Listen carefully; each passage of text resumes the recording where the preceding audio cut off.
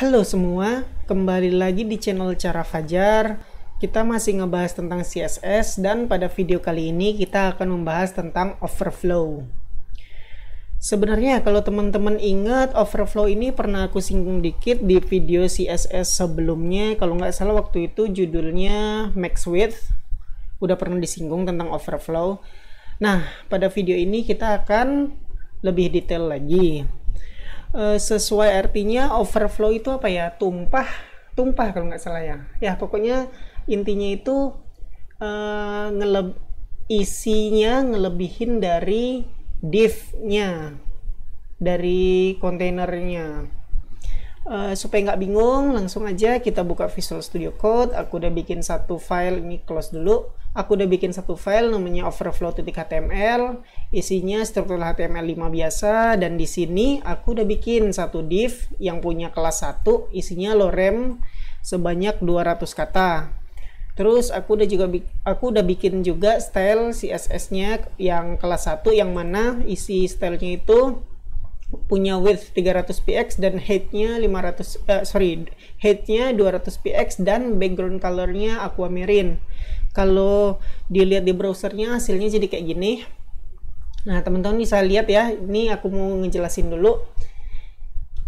Jadi div 1 ini cuman sampai sini doang sebenarnya, dimana dia punya lebarnya 300 pixel dan tingginya 200 pixel. Terus background colornya warnanya aquamarine. Nah, disinilah kita bahas overflow. Kenapa aku tadi bilang tumpah atau ngelebihin div-nya? Karena nih lihat aja isinya ini dia ngelebihin div yang kita kasih. Kita kasih jatah tingginya ini cuman 200 pixel. Ternyata isinya yang merupakan teks lorem ini lebih dari 200 pixel nih. Jadi dia ngelebihin div-nya. Nah, overflow itu gunanya buat ngatasin ini. Oke, langsung aja. Overflow, struktur penulisannya kayak gini, overflow titik. Nah, disinilah value-nya. Nih, jadi value untuk overflow itu ada 1, 2, 3, 4. Ada auto, ada hidden, ada scroll, ada visible.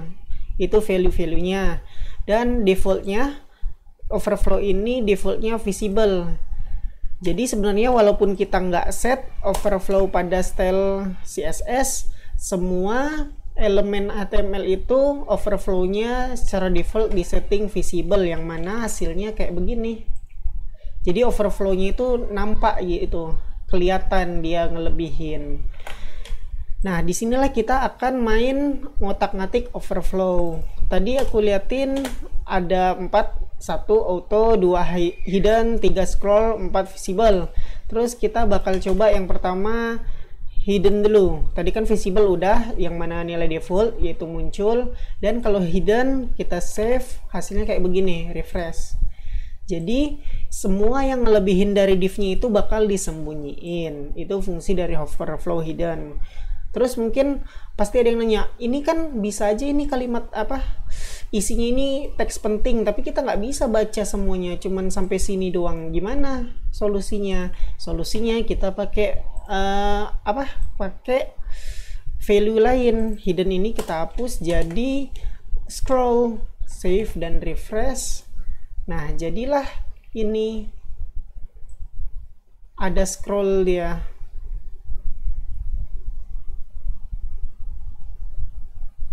Nah, permasalahannya kalau kita pakai value yang scroll, lihat ya teman-teman, di sini oke lah muncul bisa scroll ke bawah, tapi ini juga muncul ke kanan. Buat apa? Kita nggak butuh ini kan?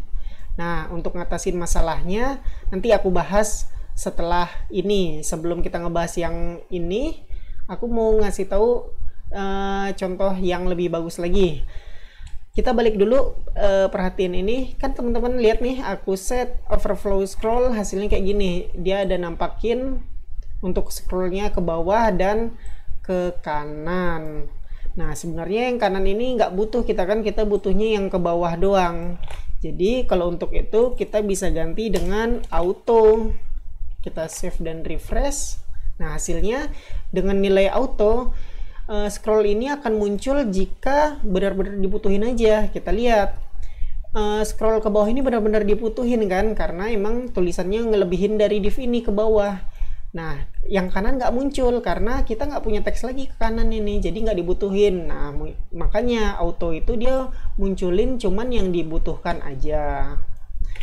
Oke, udah jelas ya tentang hidden, visible, scroll sama auto.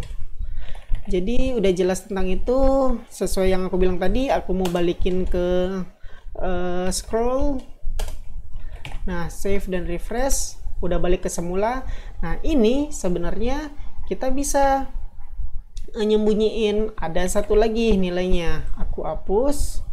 Sebenarnya overflow ada dua, overflow X dan overflow Y.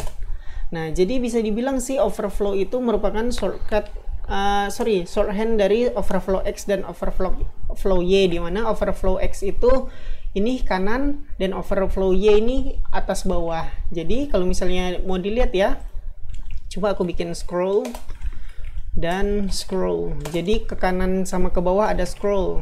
Refresh, nah jadinya begini. Jadi kalau misalnya kita mau scroll yang atas bawah doang yang punya scroll, kita bisa sembunyiin untuk X, hidden, save, refresh. Nah gitu. Jadi itu aku ngejelasin tentang overflow X dan overflow Y aja. Sebenarnya kalau mau lebih singkat kita bisa pakai overflow doang, yang mana itu adalah shorthandnya. Oke, aku balikin lagi.